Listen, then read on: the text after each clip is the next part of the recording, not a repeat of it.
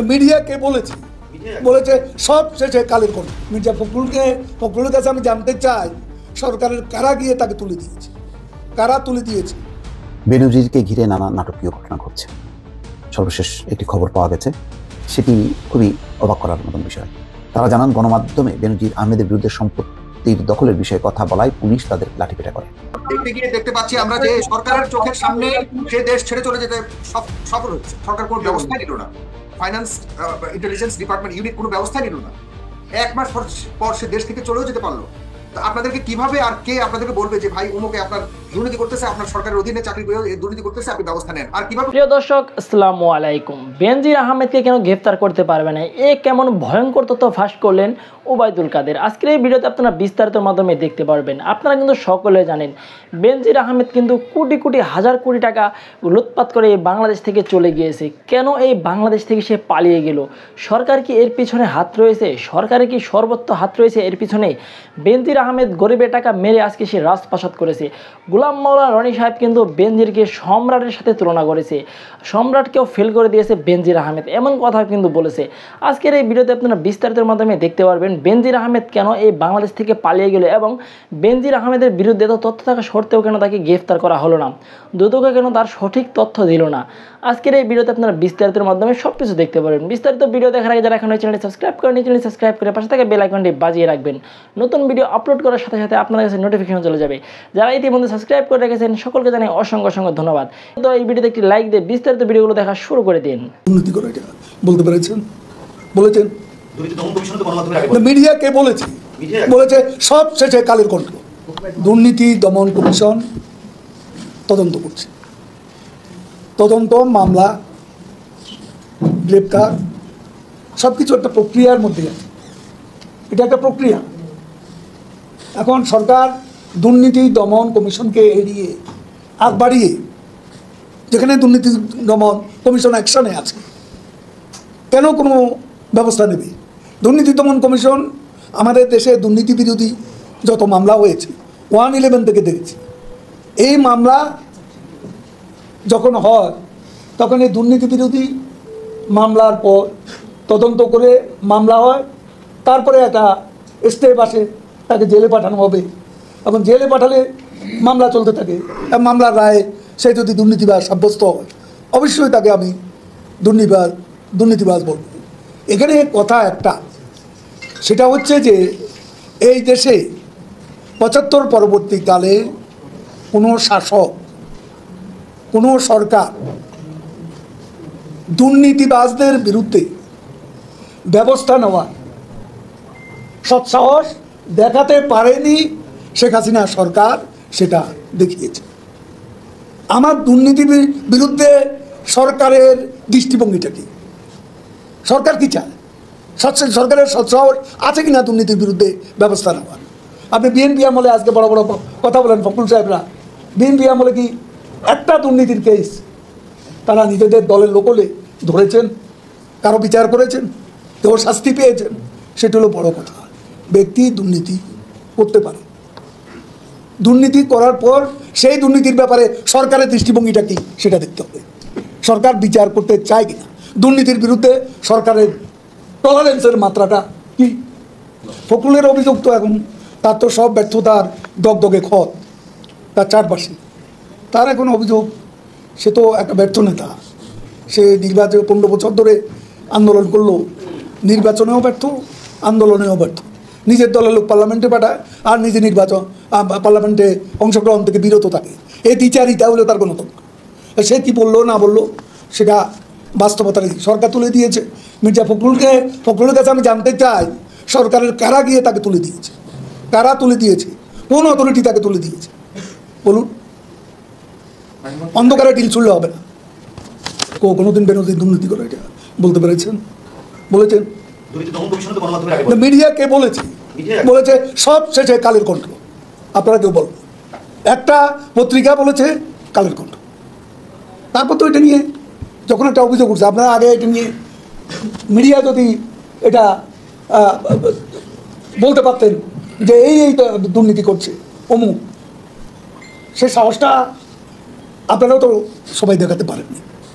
এখন সরকারের ঘাড়ে দৌড় চাপাচ্ছেন আপনি কি করে বলেন যে সরকার জেনেও এটা গোপন করেছে?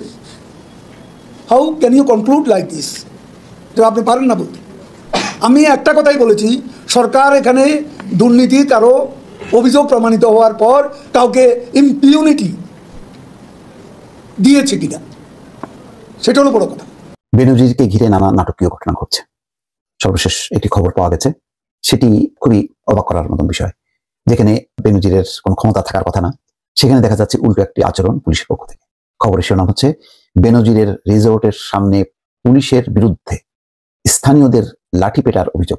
এই খবরে বলা হচ্ছে, গোপালগঞ্জ সদর এলাকায় পুলিশের সাবেক মহাপরিদর্শক বেনজির আহমেদের মালিকানাধীন Savanna Eco Resort and Natural পার্কের সামনে স্থানীয়দের উপর পুলিশের হামলার অভিযোগ পাওয়া গেছে। শনিবার সন্ধ্যায় পরপর এই ঘটনায় 4 জন যুবক আহত হয়েছেন বলে দাবি স্থানীয় বাসিন্দাদের। তারা জানান, গণমাধ্যমে বেনজির আহমেদের বিরুদ্ধে সম্পত্তির দখলের বিষয়ে কথা বলায় পুলিশ তাদের লাঠিপেটা করে। এদিকে পুলিশ বলছে, Savanna Eco Resort and Natural পার্কের সামনে দোকানে স্থানীয় কিছু লোক ভয়ভীতি দেখাচ্ছে, ওই এলাকায় জুয়া খেলছে এবং হইচই করছে। এতে ওই পার্কের দায়িত্বে থাকা কর্মচারীরা নিরাপত্তাহীনতায় ভুগছেন। এমন খবর পেয়ে সন্ধ্যার পর গোপালগঞ্জের বোলতলি ফাঁড়ির পুলিশ সদস্যরা সেখানে যান। জুয়ার আড্ডায় থাকা মানুষজনকে সরাতে দৌড়ানি দেওয়া হয়। এই সময় একজন পড়ে গিয়ে ব্যথা পেয়েছে। গোপালগঞ্জ সদর থানার ভারপ্রাপ্ত কর্মকর্তা মোহাম্মদ আনিসুর রহমান বলেন, ওই এলাকায় পুলিশ লাঠিপেটা করেছে এমন কোনো ঘটনা তাকে কেউ জানায়নি। প্রত্যক্ষদর্শী কয়েকজনের বরাত দিয়ে বলা হয়, পুলিশের লাঠির আঘাতে 4 জন আহত হয়েছেন।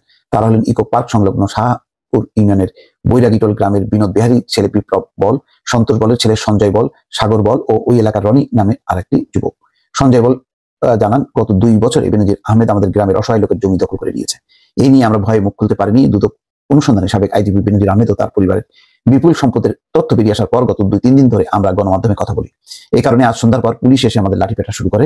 আমাদের মোবাইল ফোন ভেঙে ফেলেছে। আমাদের কি দোষ ছিল পুলিশ এসে আমাদের বেধড়ক লাঠিপেটা করবে?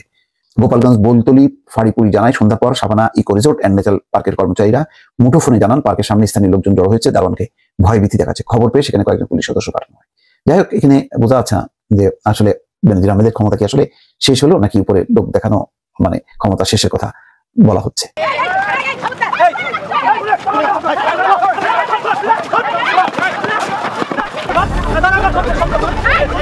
তৎকালীন বিরোধী দলের সংসদ সদস্যের উপর পুলিশের হামলা।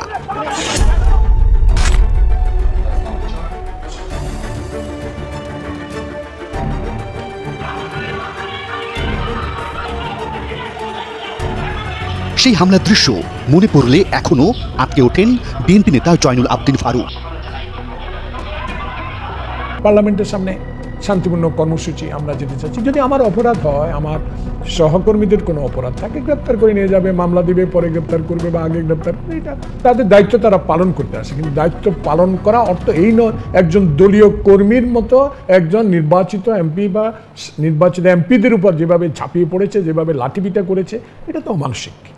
এটা আমি মনে করবো উচ্চ বিলাসী কিছু পুলিশ সেটা করেছে। এবার বিএনপি শাসনামলে আওয়ামী লীগ নেতাদের উপর পুলিশি হামলার ভিডিও দেখানো হয় তাকে। আমি মনে করি এটা কারো পক্ষেই গ্রহণ করা উচিত না। এই ছবি আপনি দেখাচ্ছেন, আমার ছবিও দেখিয়েছেন, আমি এই নিরপেক্ষভাবে বলতেছি এটা কারো পক্ষে করণীয় উচিত না। এটা করার একমাত্র কারণ যারা পুলিশকে ব্যবহার করে, যারা প্রজাতন্ত্রের লোককে ব্যবহার করে ক্ষমতায় টিকে থাকতে চায়, তার বড় উদাহরণ হলো আওয়ামী লীগ, নট আমরা।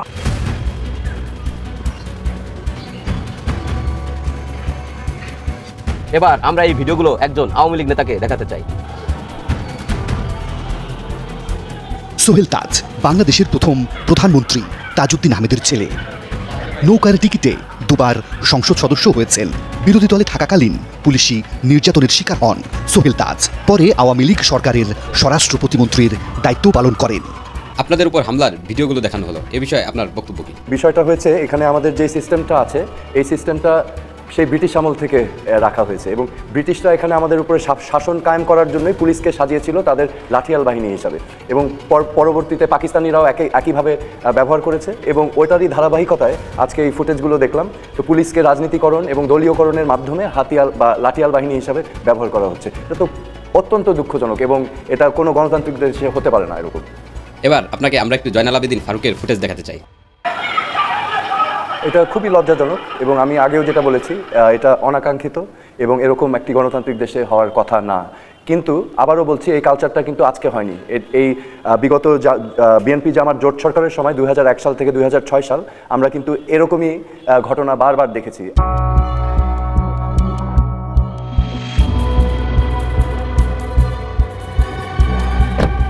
দুই দলের দুই নেতার কথা আমরা শুনলাম, এবার শুনতে চাই একজন বিশেষজ্ঞের কথা।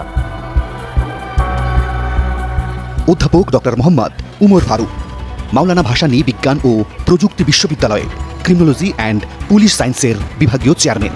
পুলিশ নিয়ে অসংখ্য গবেষণার নেতৃত্ব দিয়েছেন এই বিশেষজ্ঞ।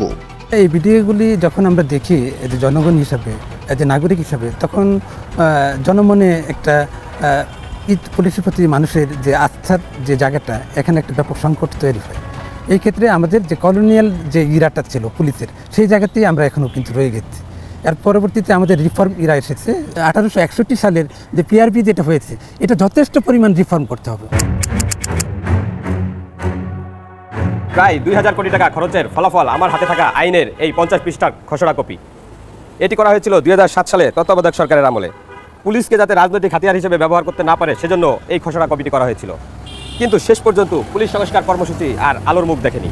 কেন দেখেনি, কি কারণে দেখেনি, সেই গল্পই শোনাবো আজ। প্রকল্পটি বাস্তবায়নে 3 জন প্রকল্প পরিচালক কাজ করেছেন। সবচেয়ে বেশি সময় অর্থাৎ 2007 সাল থেকে 2010 সাল পর্যন্ত 3 বছর দায়িত্ব পালন করেন সাবেক অতিরিক্ত মহাপরিদর্শক নববিক্রম কিশোর ত্রিপুরা। তার কাছে প্রশ্ন ছিল, পুলিশ সংস্কার কর্মসূচির মূল উদ্দেশ্য কি ছিল? পিআরপিটা করা হয়েছিল যে পুলিশের একটা আমূল সংস্কারের জন্য, আইনগতভাবে অবকাঠামোগতভাবে পুলিশকে একটা আধুনিক পুলিশ এবং একটা মানে বর্তমান সমাজের উপযোগী একটা পুলিশ বাহিনী গঠনের জন্য এটা করা হয়েছিল। 1861 সনের 5 নম্বর আইন, এই জন্য 5 আইন বলতে, তখন 5 আইন বলতে মানে পুলিশের আইন। এই 5 আইনটা আসলে অনেক পুরনো। এটা আমরা ফিল করলাম যে এটা আধুনিক পুলিশের জন্য উপযোগী নয়। পুলিশের দৈনন্দিন কাজকর্মে, বিশেষত তদন্তে, নিয়োগে, পদোন্নতিতে, বদলিতে কোনো ধরনের হস্তক্ষেপ এটা বেআইনি করা হয়েছে। আমরা বলেছি এটা ফৌজদারি অপরাধের মতো কোনো কগনিজেবল অফেন্স হিসেবে এটাকে ক্রিমিনাল অফেন্স হিসেবে ট্রিট করা হবে কেউ যদি পুলিশের এই সমস্ত কার্যক্রমে যদি হস্তক্ষেপ। বাংলাদেশ পুলিশের সাবেক আইজি ডক্টর বেনজির, তো ডক্টর বেনজিরের যে কর্মকাণ্ড, বিশেষ করে তার দুর্নীতি, সম্পদ ক্রয় এবং সেই সম্পদগুলো নিজের যে নাম তার পরিবর্তে স্ত্রী এবং সন্তানদের নামে সেগুলো ক্রয় করা, এই পুরো বিষয়টি নিয়ে নানা রকম সামাজিক মাধ্যম থেকে শুরু করে এমনকি মূলধারার গণমাধ্যমে ভীষণ রকম রূপকথার গল্প এবং কাহিনী রচিত হচ্ছে, ফ্যান্টাসি তৈরি করা হচ্ছে। এবং তার এই দুর্নীতিকে তিনি যে শিল্পের মর্যাদা দিয়েছেন, যে মনুমেন্টের মর্যাদা দিয়েছেন, যেটাকে তিনি আমরা স্থাপত্যবিদ্যায় যেটিকে বলা হয় ভাস্কর্য। তো মাইকেল অ্যাঞ্জেলো নামক একজন বিখ্যাত ইটালিয়ান স্থপতি আছেন, মানে ওনারা মরেন না কখনো। বিশ্বের সর্বকালের ইতিহাসে সবচেয়ে মেধাবী যে স্থপতি, তার মধ্যে মাইকেল অ্যাঞ্জেলো প্রধানতম। অনেকগুলো তার অনবদ্য সৃষ্টি রয়েছে, তার মধ্যে প্রধানতম সৃষ্টি হলো ডেভিড। এত সুন্দর ভাস্কর্য, নিখুঁত একটি পুরুষের দেহ, সেই পাথরে, শ্বেত পাথরে ফুটিয়ে তোলার মাধ্যমে মাইকেল অ্যাঞ্জেলো যে স্থপত্যবিদ্যায় নিজেকে অমর করে তুলেছেন। একইভাবে ডক্টর বেনজিরের বিরুদ্ধে যে দুর্নীতির অভিযোগ এসেছে, এগুলো কালের পরিক্রমায় যদি সত্য বলে প্রমাণিত হয়, তাহলে তিনি হবেন দুর্নীতির মহানায়ক, তিনি হবেন দুর্নীতির কিংবদন্তি, তিনি হবেন দুর্নীতির কবি, তিনি হবেন দুর্নীতির পটুয়া কামরুল হাসান, তিনি হবেন দুর্নীতির স্থপতি। অনেকে তাকে দুর্নীতির জাতির পিতাও বলতে পারেন, দুর্নীতিবাদদের জাতির পিতাও বলতে পারেন। এরকম একটা পরিবেশ এবং পরিস্থিতি সৃষ্টি হয়ে গেছে। আপাত দৃষ্টিতে তিনি যে সম্পদ ক্রয় করেছেন, আমি ব্যক্তিগতভাবে মনে করি যে বাংলাদেশে আওয়ামী লীগের মধ্যে, আওয়ামী লীগের বাইরে এরকম বহু হাজার হাজার দুর্নীতিবাদ রয়েছেন, যারা ডক্টর বেনজিরের চাইতে অনেক বেশি বেশি সম্পদ ক্রয় করেছেন খুব অল্প সময়ের মধ্যে, দুর্নীতির মাধ্যমে অর্জন করেছেন। কিন্তু বাস্তবতা হলো যে ডক্টর বেনজিরের মতো এইভাবে রীতিমতো আলোড়ন সৃষ্টিকারী কোনো দুর্নীতিবাজ এখনো পর্যন্ত বাংলাদেশে পয়দা হয়নি। তাকে নিয়ে খুব যেটাকে বলা হয় রোমান্টিকিজম, সেটি হচ্ছে দুর্নীতির টাকা দিয়ে তিনি কিভাবে প্রেম করেছেন, কিভাবে সেক্স করেছেন, কার কার সঙ্গে তার কেমন সম্পর্ক ছিল, এগুলি নিয়ে মানুষ কল্পনা করার চেষ্টা করছে। তিনি কি মদ খেতেন কিনা, আগেকার রাজা বাদশাহদের মতো তিনি মদ খেয়ে বলতেন কিনা নাচো, আবার তিনি নিজে কারোর সঙ্গে নেচেছেন কিনা, এই সমস্ত বিষয় নিয়ে মানুষ কল্পনা করার চেষ্টা করছে। এটাই মানুষের স্বভাব। তো এই সকল বিষয়ের যে পাশাপাশি, তার যে নেতিবাচক বিষয়ের পাশাপাশি তার স্ত্রীকে নিয়ে তার যে সম্পর্ক, প্রেম কাহিনী, এটিও এখন লাইলি মজনুর প্রেমের মতো, শিরি ফরহাদের প্রেমের মতো, সম্রাট শাহজাহান এবং মমতাজ মহলের প্রেমের মতো লোকজন মহাকাব্য রচনা করতে যাচ্ছে। শিরি এবং ফরহাদের যে কাব্য বিয়োগাত্মক, লাইলি মজনুর কাব্য বিয়োগাত্মক, তারা একে অপরকে পাননি। কিংবা শিরির জন্য ফরহাদ এক প্যাকেট চানাচুর কিনতে পেরেছেন, কিংবা একটা বৃক্ষরোপণ করতে পেরেছেন, এরকম কোনো ঘটনা আমরা দেখিনি। বরং কবিতা যেভাবে দেখেছে যে সে এমন পাগল হয়ে গিয়েছিল, বড় বড় গাছ ধরে সে চিৎকার করে বলতো, তুমি আমার শিরি। একই কথা মজনুর সম্পর্কে, মজনুন মানে পাগল, তার সম্পর্কে কিন্তু বলা হতো যে তিনিও লাইলি সম্পর্কে এরকম পাগল হয়ে পড়েছিলেন। একজন ছিলেন রাজকন্যা আর একজন ছিলেন মন্ত্রীর পুত্র, এইরকম গল্প আমরা শুনে আসছি। তো ডক্টর বেনজিরের সঙ্গে লাইলি মজনু বা শিরি ফরহাদের যে প্রেম, এটা তুলনা করা হচ্ছে না, তুলনা করা হচ্ছে মুঘল সম্রাট শাহজাহান। একবার এটা চিন্তা করুন, মুঘল সম্রাট শাহজাহান, তিনি তার প্রিয়তম স্ত্রী, যদিও তার অনেক স্ত্রী ছিল, কয়েকশত স্ত্রী ছিল, এর মধ্যে প্রিয়তম স্ত্রী হয়তো 50 তো ছিলই। তো এই 50 জন প্রিয়তমা স্ত্রীর মধ্যে সবচেয়ে বেশি যাকে ভালোবাসতেন, যার গর্ভে তার সবচেয়ে বেশি সন্ততি হয়েছে, অলমোস্ট 11 জন, তো এর মধ্যে সবাই পরিচিত। এবং এই মমতাজ মহলের সন্তানদের মধ্য থেকেই সেই দারা, মুরাদ, তারপর আওরঙ্গজেব, তাদের যে ভাতৃঘাতী যুদ্ধ এবং সম্রাট আওরঙ্গজেবের সিংহাসনে আরোহণ, এইগুলো যত না বিখ্যাত, তার চেয়ে বড় বিখ্যাত হলো সম্রাট শাহজাহান তার স্ত্রীর ভালোবাসার মর্যাদার জন্য, স্ত্রীর ভালোবাসাকে স্মরণ রাখার জন্য পৃথিবীর বুকে এমন একটা স্থাপত্য তৈরি করেছেন, তাজমহল। এখন পর্যন্ত সেই রকম প্রেমের যে ভাস্কর্য এই পৃথিবীতে দ্বিতীয়টি নেই। অনাগত দিনে আসবে কিনা জানি না। যারা তাজমহলের সামনে গিয়েছেন, কাছে গিয়েছেন, পৃথিবীর সবচেয়ে নিষ্ঠুরতম পুরুষটিও ওই জায়গাতে গিয়ে তার স্ত্রীর জন্য প্রেমাতুর হয়ে পড়বেন। তো এখন মানুষজন ঠাট্টা করে ডক্টর বেনজিরকে বলার চেষ্টা করছেন যে ডক্টর বেনজির তার স্ত্রীর নামে যে সহায় সম্পত্তি করেছেন জীবিত অবস্থায়, সেটি বড় না সম্রাট শাহজাহান তার স্ত্রীর ভালোবাসাকে অমরত্ব দেওয়ার জন্য তার সমাধির উপরে যে সৌধ নির্মাণ করেছেন, স্মৃতিসৌধ তাজমহল, সেটি বড়। লোকজন বলার চেষ্টা করছে যে সম্রাট শাহজাহানের তো রাজত্ব ছিল, সিংহাসন ছিল, তার অতি ক্ষুদ্র অংশ, ক্ষুদ্র ক্ষুদ্র ক্ষুদ্র অংশ তৎকালীন জমানায় 20 কোটি স্বর্ণমুদ্রা।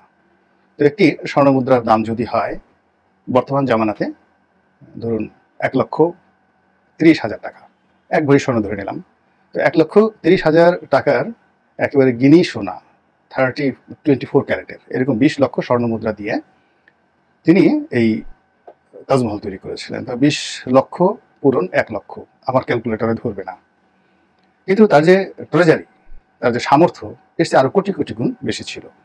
20,000 কোটি মূল্যের স্বর্ণমুদ্রা তার কাছে ছিল। তো 20,000 কোটি স্বর্ণমুদ্রা থেকে তিনি মাত্র 20 কোটি টাকা তার স্ত্রীর জন্য দিয়েছেন। কিন্তু ডক্টর বেনজির তো নিজের কলিজাটাকে রীতিমতো ভুনা করে দিয়েছেন। তার তো এত সম্পত্তি নেই, তার যা কিছু আছে তার পুরোটাই তিনি তার স্ত্রীর নামে দিয়েছেন, সন্তানের নামে দিয়েছেন। তো কাজেই যদি ভালোবাসার কথা বলা হয়, অবশ্যই ডক্টর বেনজিরের স্ত্রী প্রীতি অনেক অনেক বেশি। যদিও তার প্রেমিক যদি কেউ থাকে, প্রেমিকা থাকে, পরকীয়া প্রেমিকা থাকে, তারা খুব মাইন্ড করবেন আমার কথায়। এই কারণ হলো ডক্টর বেনজির আর যাই করুক না কেন, জাতি মাতাল তালে, ঠিক তিনি কোনো প্রেমিকাকে কিছু দেননি, এই জাস্ট হাই হ্যালো বা কিছু গিফট বা অন্য যে কোনো সাধারণত যারা করে সেগুলো। কিন্তু তাদের নামে তো তিনি 10 বিঘা জমি করেননি, 10টা ফ্ল্যাট কোনো বান্ধবীকে দেননি, কোনো বান্ধবীর ব্যাংক অ্যাকাউন্টে কোনো টাকা তিনি জমা রাখেননি। এবং সেই দিক থেকে আমি মনে করি পিকে হালাদার অনেক ঊর্ধ্ব স্তরের মানুষ, সে তার সমস্ত সম্পত্তিগুলোর একটা বিরাট অংশ তিনি এই বান্ধবীদের নামে তিনি করেছিলেন, যাদের সঙ্গে তার দৈহিক সম্পর্ক ছিল কিন্তু বৈবাহিক সম্পর্ক ছিল না। তো সেই দিক থেকে যদি ডক্টর বেনজিরকে ধরেন, তিনি তার বান্ধবীদের প্রতি একেবারে নিষ্ঠুর এবং নির্মম ছিলেন। এই তুলনায় হোসেন মোহাম্মদ এরশাদ সাহেব তার বান্ধবীদের প্রতি অনেক অনেক বেশি দয়ার্থ ছিলেন। তো ডক্টর বেনজির তার সব কিছু তার স্ত্রীর নামে করেছেন। অবস্থা দৃষ্টি বোঝার চেষ্টা করুন যে স্ত্রীকে তিনি কতটা ভালোবাসেন। এখন আপনাদের যদি কারো সামর্থ্য থাকে, তাহলে ওই যে তার যে স্ত্রী, তার একটু সাক্ষাৎকার নিয়ে একটু জানার চেষ্টা করুন যে জীবনে ডক্টর বেনজির আসলে তাকে কতটা ভালোবাসেন এবং তিনি তার স্বামীর ব্যাপারে কতটা খুশি। আল্লাহ আমাদের সবাইকে হেদায়েত দান করুন এবং হেফাজত করুন। আসসালামু আলাইকুম। প্রিয় দেশবাসী, শুরু থেকে শেষ পর্যন্ত যারা এই ভিডিওটি দেখেছেন সকলকে জানাই অসংখ্য অসংখ্য ধন্যবাদ। যারা এরকম নিউজ ভিডিও পেতে পছন্দ করেন তারা অবশ্যই এই চ্যানেলটি সাবস্ক্রাইব করে পাশে থাকা বেল আইকনটি বাজিয়ে দিবেন। যারা এখন এই ভিডিওটি শেয়ার করেননি, এই ভিডিওটি দ্রুত শেয়ার করে সকলকে দেখার সুযোগ করে দিন। আজকের মতন এই পর্যন্ত, দেখা হচ্ছে পরবর্তী কোনো ভিডিও নিয়ে ইনশাল্লাহ।